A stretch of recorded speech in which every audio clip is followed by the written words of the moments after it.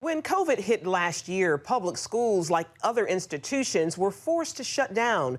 Many students and families struggled with remote learning. But now that classrooms are reopened, some kids are still home, with parents turning into teachers.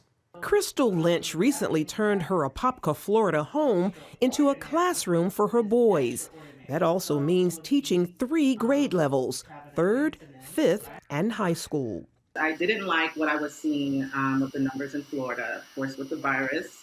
I felt that there was too much back and forth with, the mask wearing and no mask wearing, and things that were just happening with that I didn't really like in particular. When schools went virtual, Lynch, a former teacher, helped her kids with their lessons. She soon discovered it was easier to teach them at home, while also protecting them from COVID and the debate surrounding it. According to U.S. Census Bureau data, the pandemic has sparked new interest in homeschooling. In 2019, about 2.5 million students learned at home. Today, that number has doubled to nearly 5 million. In California, applications to homeschool tripled from 2020 to 2021. And Black households saw the largest boost, the rate rising from 3.3% in the spring of 2020 to 16.1% in the fall.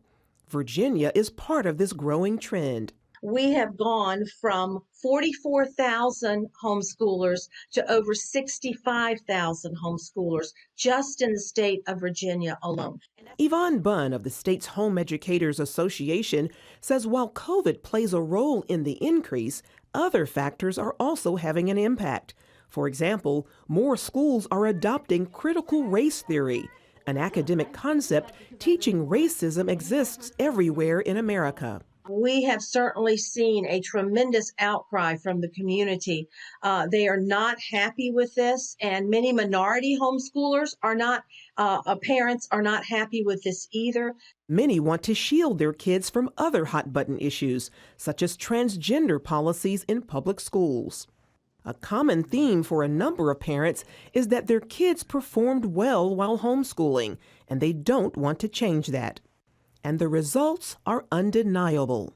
Homeschool students score above 83 percentile in language arts and mathematics on a standardized achievement test, whereas public school students in a good year, not a COVID year, but in a good year, only score 50 percentile on these same tests. Something Lynch says proves worthwhile. I can actually find out where they actually need help, because there were some areas that I found out they hadn't made the gains that they should have, even though they were in private school.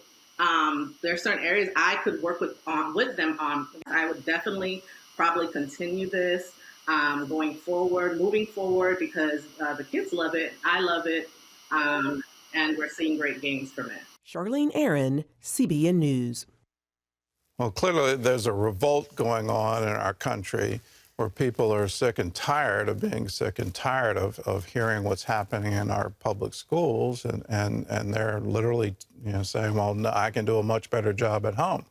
So Terry, who I admire greatly, and we are completely unworthy of her, she had her own children, then she adopted children, and then she had grandchildren, and now she's raising an adopted grandchild. So you've been doing all of this at the same time holding down a full-time job that I find very difficult to do, and I don't have to care for kids. So how do you do it? Well, first of all, my granddaughter is in school, in a private school, but so is this lady that we just saw in this piece. Her children were in private school too. So private school isn't always the only option. Mm-hmm. We have her in a Christian school because during the time she's away, we want her to be reinforced by the people who are spending time with her in the areas of faith that are important to our family. I am a huge proponent of homeschooling. I mean, for one thing, the statistics that we just saw, but also I just think there's an opportunity in that to invest yourself in your children.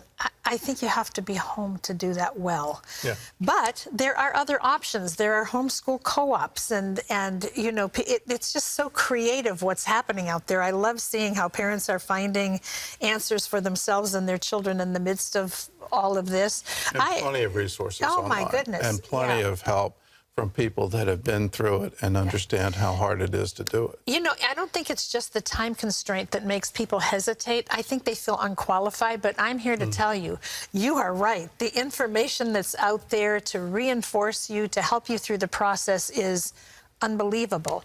So if you're unhappy with what your children are getting, I would highly recommend homeschooling. I am a believer in Christian education for Christian kids. I know it's a good thing for Christian kids to be in public school as well, but nowadays, I don't know, I'm changing my mind. Well, I think the argument used to be go and be salt and light. Yes.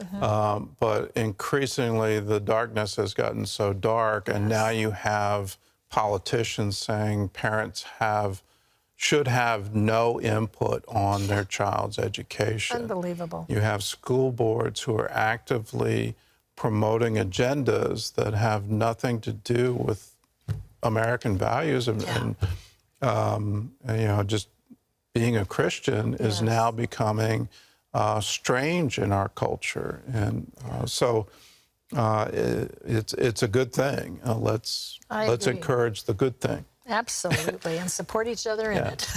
If you want more information, we've got plenty of it for you on the CBNnews.com, and on the app. We'll refer you out to some of the homeschool associations. Again, there's plenty of information online if you want to get started in this and say, I'm sick and tired of being sick and tired. I want to make a difference, and I want to make sure my children get a good education. Amen. Hello, I'm Gordon Robertson. Thanks for watching the video. Be sure to like, subscribe, and hit the notification bell for more encouraging videos like this one. Welcome to the 700 Club Interactive family, and God bless you.